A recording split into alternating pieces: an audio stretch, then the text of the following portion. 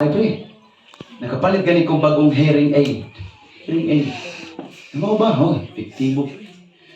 Pilang palit ni mo? Siya gahapon ra.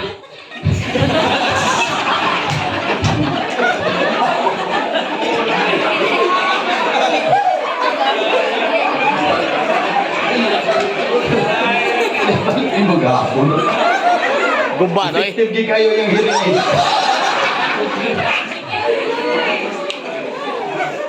Pastor, iampuin taong ko ng problema ko sa akong hearing.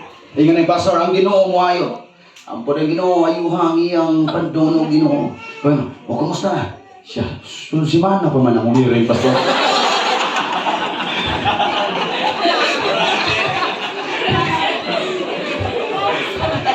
Hallelujah. Susimana pa yung schedule sa hearing. Pagkasunod simana na, sige, Pedro.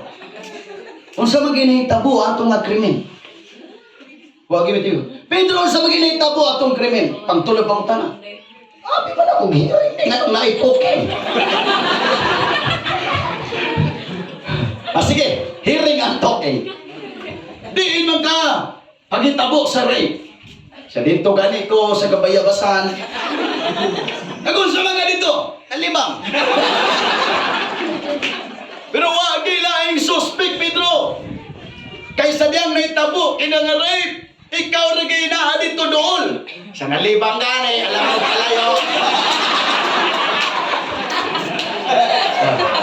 Kaya sige, inani na lang. Tubaga kita na lang pangutana, aron dili ikaw madudahan nga ikaw mo'y suspect. Pila ka metros, gikan sa nitabo sa rape, sa imong gikalibangan. Isa, naaba din malibang mitos-mitos.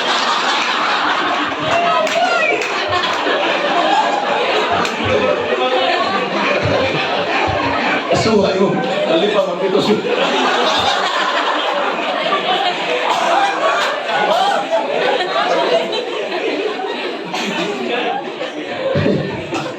Praise the Lord, natalang na yung istorya eh.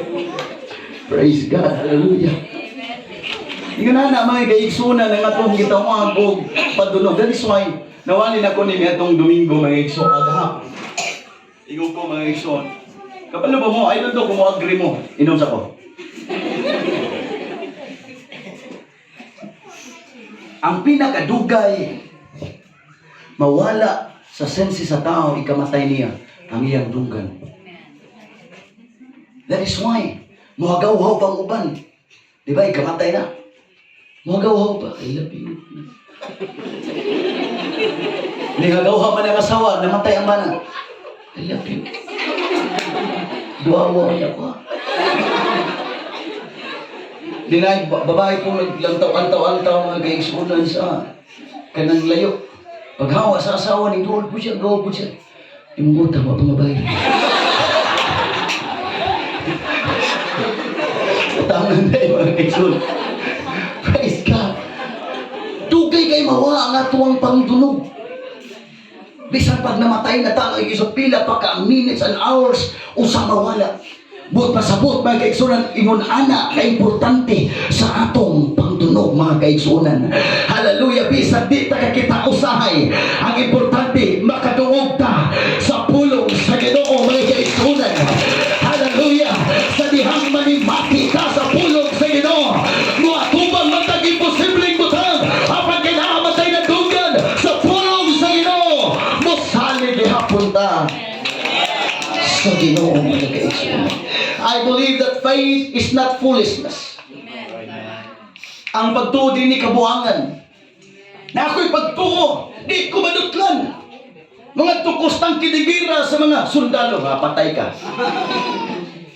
Na ako'y pagtuo, di ko mapakan sa bitin.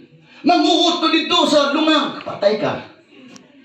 Because faith is not foolishness.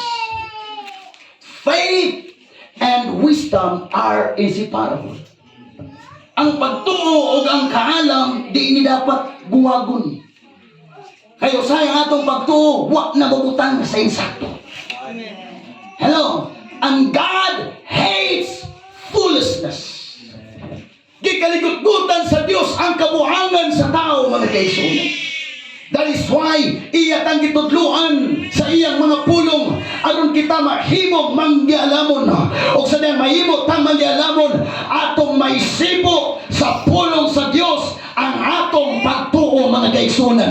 Di masayang ang atong pagtuo tungod kay atong nabutang sa tamang dukanganan mga kaigsunan.